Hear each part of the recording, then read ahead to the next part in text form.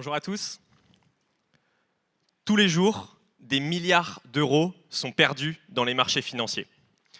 Non pas parce qu'ils sont volés, mais parce qu'aucun échange n'est parfaitement efficace pour ne créer aucune friction entre l'acheteur et le vendeur. Je m'appelle Alexis et je suis fondateur de Lobster, la salle des marchés blockchain.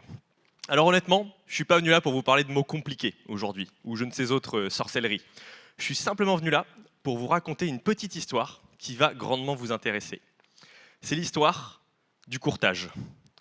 Il y a des millénaires, les gens s'échangeaient de la valeur en faisant du troc. C'est-à-dire qu'ils proposaient quelque chose à vendre et il fallait qu'ils veuillent acheter ce que proposait l'autre personne. C'était inefficace. Ensuite, on a eu la création de la monnaie. Et là, on a eu le métier de marchand, donc, qui probablement toute la journée dans les places des marchés achetait, vendait et surtout stockait de la valeur dans la monnaie. Par la suite, on a donné de la valeur à des contrats. Donc là, c'est la première fois qu'on donnait de la valeur à des choses non physiques. Et c'est le début de la finance telle qu'on la connaît aujourd'hui. Donc ça pouvait être à l'époque des contrats comme des contrats de redevance future d'un bateau qui n'est pas encore arrivé pour de la marchandise, etc.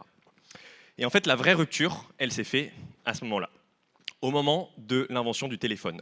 À ce moment-là, les gens ont pu appeler leur courtier et demander d'acheter et de vendre certains contrats à tel prix. Et le courtier, lui, ce qu'il faisait, c'était assez simple. Il avait un calepin et il notait qui voulait acheter, qui voulait vendre, à quel prix. C'est ce qu'on appelait un carnet d'ordre. En fait, à ce moment-là, il y a eu une rupture totale puisque parfois, les ordres ne s'exécutaient pas. Et là, on voit apparaître le métier de market maker, en anglais, ce qu'on appelle un teneur de marché, qui se positionnait dans les carnets d'ordre à la fois comme acheteur et à la fois comme vendeur pour fluidifier les échanges et avoir un maximum de chances qu'ils se produisent. Internet a ensuite accéléré tout ça. Alors Internet, ça n'a pas été une aussi grosse rupture que ça. Par contre, ça a vraiment amplifié tout ce que je viens de vous dire. Donc les courtiers sont devenus des carnets d'ordre automatisés et les market makers, les teneurs de marché, sont devenus des algorithmes. Et là, on a vu apparaître tous les plus gros requins de la finance traditionnelle. Les James Street, les JP Morgan et j'en passe. En fait, eux, ils n'avaient qu'un seul objectif en tête. Il fallait qu'ils soient extrêmement rapides. Ils ont investi massivement sur des câbles qui passaient sous la mer extrêmement haute fréquence, sur des serveurs au plus près des bourses, et j'en passe. En fait, ils ont raflé absolument toute la mise. Mais la bonne nouvelle, c'est qu'il y a une nouvelle opportunité qui permet d'échanger de la valeur aujourd'hui et qui s'appelle la blockchain. Alors, je ne suis pas dupe, la blockchain ne va pas tout remplacer. Ce n'est pas une rupture aussi grosse que celle du téléphone. En revanche, sur les actifs numériques, donc les cryptos, c'est là que ça se passera. Et la bonne nouvelle, c'est que tout est absolument différent de ce que j'ai expliqué sur Internet ici. On ne parle plus du tout de carnet d'ordre, on parle de pool de liquidité. On ne parle plus de courtier, on parle de DEX. On ne parle plus de contrat, on parle de smart contract, des bouts de code.